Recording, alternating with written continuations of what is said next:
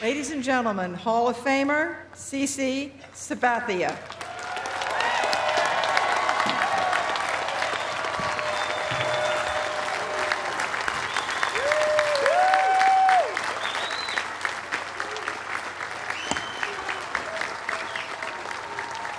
Thank you. Thank you very much. Thank you to Jane Forbes Clark. Thank you to the baseball writers. Thank you to the fans out there. And thank you most of all to the great players sitting behind me. I am so proud and humbled to join you as a Hall of Famer. Even Ichiro, who stole my Rookie of the Year award in 2001. The list of people who deserve my thanks is very long, and you'll hear from me personally. Today, I thought I would tell a few stories. Plenty of men taught me about baseball and life, beginning with my dad, Corky. In the years he was missing from my life, my uncle Edwin Sabathia stepped up. And it was Abe Hobbs, the Vallejo High baseball coach, who taught me how to hit the ball the other way, who drove me to Dusty Baker's baseball camp, and who opened my eyes about the Negro Leagues and Jackie Robinson.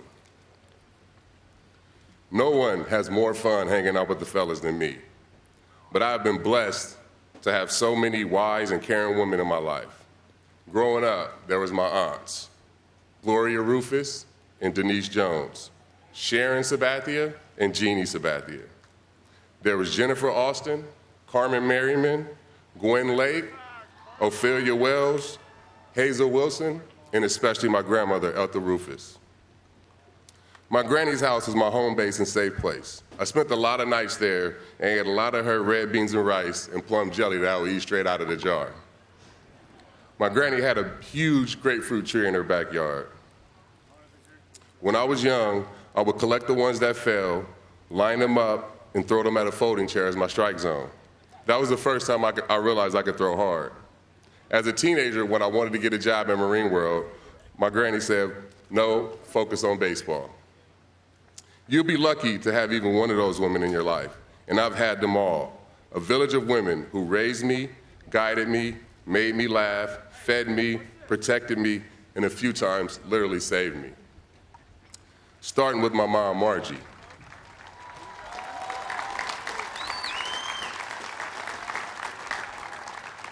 When I was 12 years old, I was becoming a pretty good ball player. One All-Star game, I threw a no-hitter and struck out 17 of the 18 batters. Back then, my dad was constantly telling my mom, "He's going to the big leagues." And my mom would reply, "Quit saying that, let him be, he needs to stay humble." But my mom loved the game too. When I was young, she put on the catcher's gear so I could throw in the backyard. And years later, after my starts in Cleveland, we would sit in the garage and talk pitch selection. My mom is here today, just like she's always been there for me. That hasn't always been easy. My parents split up when I was about 12 years old. My mom worked nights at Travis Air Force Base, and as much as we struggled through painful losses that took family and friends away from us too soon, my mom kept going. From her, I learned that if we are here, if we are breathing, if we are standing, we can get through it. There's always something on the other side of the storm. Fortunately, it hasn't been all drama. When I was a kid, my mom loved Ken Griffey Jr. That's why we went to the Oakland Coliseum whenever the Mariners played the A's. My mom is the reason I'm a baseball fan. And fans turn into players who sometimes turn into Hall of Famers. I can still name the whole lineup from the 1989 World Champion A's in my sleep. At DH was Dave Parker.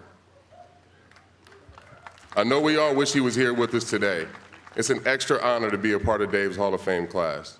He was the Cobra, but also became Pops, a father figure to a generation of black stars. In the 80s and early 90s, when I first started watching baseball and Dave Parker was crushing homers, the number of black players in the major leagues was at its highest, about 18%. Me and my friends played the game because we saw those guys on TV. There was always somebody who looked like me in a baseball uniform. Baseball has always been a great game for black athletes, but baseball culture has not always been great for black people. Through the Players Alliance and our work with the Commissioner's Office and the CAP program, I hope we're starting to turn that around.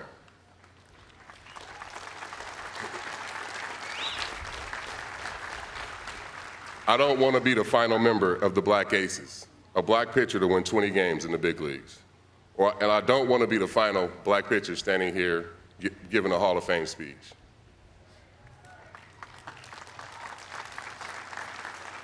Maybe part of the answer is more agents like my wife, Amber. The first time we met was at a house party when I was a junior in high school. We spent the whole night talking, and that conversation has been going on for 29 years now.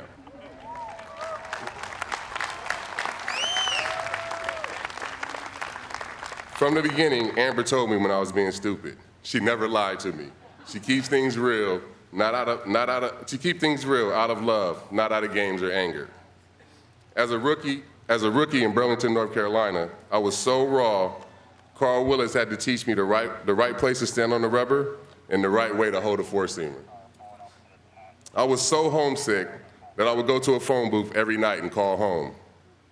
I would have quit right then if I could have kept my money and my mom and Amber didn't spend all night talking me through my fears. When I made my first start in Cleveland, Amber was there wearing the number 52 jersey. We loved Cleveland. I always say, I was born and raised in Vallejo, but Cleveland is where I grew up. It's where we got married.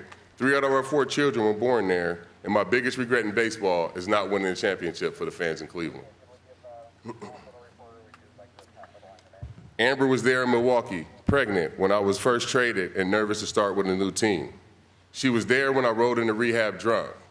She was there a month later when I walked out sober. I know I'm super difficult to be around sometimes, and I've tested her patience and love too many times, but she knows how to navigate me like no one else does, and I always say she's the only human I can be around every single day.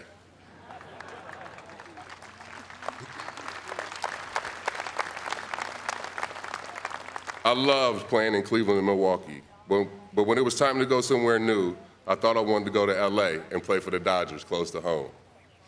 I definitely didn't want to go to New York and play for the Yankees, the furthest team away. Winning mattered and money made a difference, but my free agent decision was really about where we were going to spend our lives. We said to ourselves, we'll play anywhere on the planet as long as our family is together. When Amber and I were kids, things in our family were inconsistent. Now we had 3 kids of our own, and we wanted to plant roots. That's what we talked about. That's how we made the best decision we ever made. 11 months later, she was there in the Bronx as we won the 2009 World Series.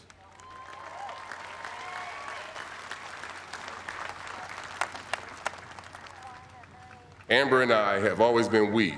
We picked the Yankees. We bought a house in New Jersey. 17 years later, that's where we still live. It's where we raised a family. When I wrote my book, I dedicated it to our children because that's still our biggest accomplishment to this day. The best part of being retired is watching what our kids do. Watching Lil C develop into a man and a ball player at the University of Houston has been amazing. Jaden is on her way to her career in arts management, so we help her study by going to Broadway shows together. And I've seen Saya win two national dance championships, making me a dance dad. And I always say, if my life was a movie, she'd be the main character. And Carter just got home from the Hank Aaron Invitational in Vero Beach. We're somewhere every weekend. It's insane, and I love it. In January, I was sitting on our couch next to our house. I was sitting on our couch in our house when Amber's phone rang. The Hall of Fame knew to call her. I'm known not to answer a call or a text. Yeah, I had been watching the tracker for months, and things looked good. But when we got the news that day, I was in shock. The room was cheering, and I was just sitting there until Jaden gave me a hug and snapped me out of the daze. The next day, we drove up to Cooperstown, me behind the wheel, Amber in the front passenger seat like always. It's been a long road from Vallejo, California, and I wouldn't have made it all this way without the women redirecting me when I got lost. Tonight, tell your grannies, your moms, your aunts, your sisters, your wives, your girlfriends, and your daughters how much you love and appreciate them.